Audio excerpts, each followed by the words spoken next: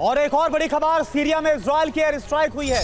Latakia में Israel का हमला हुआ है। इजराइल डिफेंस फोर्स ने वेपन डिपो को टारगेट किया है। तो देखिए, एक तरफ जो हूती विद्रोहियों यमन में, वहां पर अमेरिका ने स्ट्राइक की, तो सीरिया की तस्वीर आपको दिखा रहे जहां पर लताकिया में इजराइल की तरफ से वेपन डिपो पर हमला किया गया। यानी तमाम जो प्रॉक्सीज है उन्हें चुन चुनकर ठिकाने लगाने की यह कोशिश है।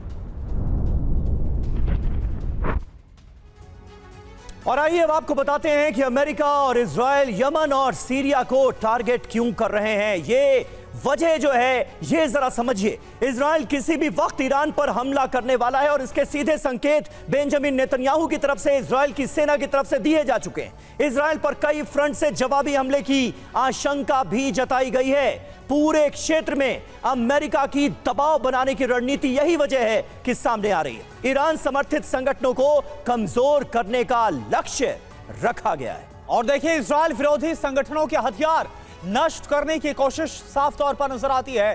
दबाव बढ़ाने के लिए यमन और सीरिया में स्ट्राइक की गई। अलग अलग फ्रंट से ईरान का सपोर्ट तोड़ने की कोशिश की जा रही है, फिर चाहे वह अमेरिका हो या फिर इजराइल। ओपी तिवारी सर, एक तरफ हूती विद्रोहियों पर हमला और इधर सीरिया में बड़े हमले को अंजाम दिया गया इजराइल की तरफ से। यह सब क्या इंडिकेट कर रहा है? करुणा, देखिए, ये जो ऑर्गेनाइजेशंस हैं, जो आतंकवादी या टेररिस्ट ऑर्गेनाइजेशन है, हूती हो, हिजबुल्लाह हो या जो सीरिया में फ्लरिश कर रही है, ये किसी कंट्री का सपोर्ट नहीं है, बट इनका मेन मकसद है इजराइल को तंग करना। और हूती का देखिए डायरेक्शन, हूती तो कई और देशों के शिप को भी टारगेट कर रही थी, तो हूती को तो दबाना बहुत अत्यंत आवश्यक था। ये जो हूती पर जिस तरीके से अमेरिका ने ये B-2 बॉम्बर का प्रयोग करके इनको नुकसान करने की कोशिश किया या नुकसान किया है काफ़ी, ये बहुत अत्यंत आवश्यक था बिफोर इनकी हिम्मत और बढ़ सके।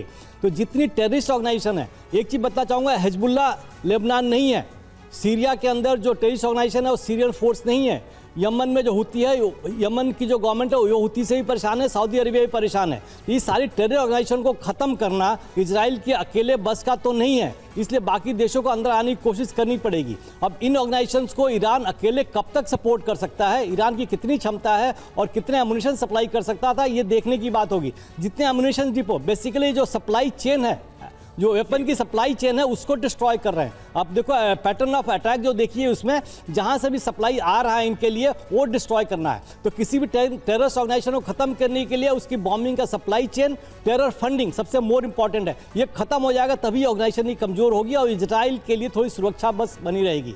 ये B-2 बॉम्बर के बारे में थोड़ा बता ही देना चाहता हूँ।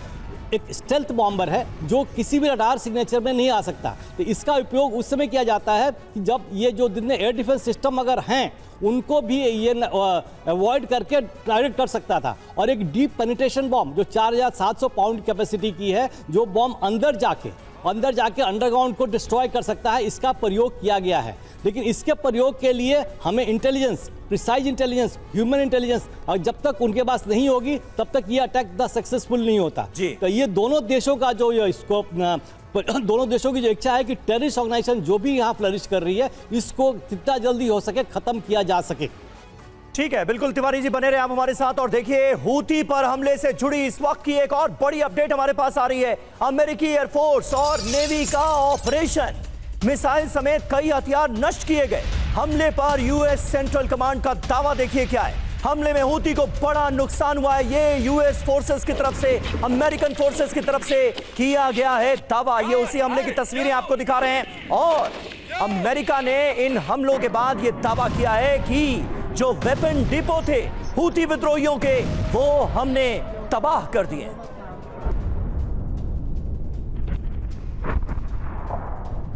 Gabiana.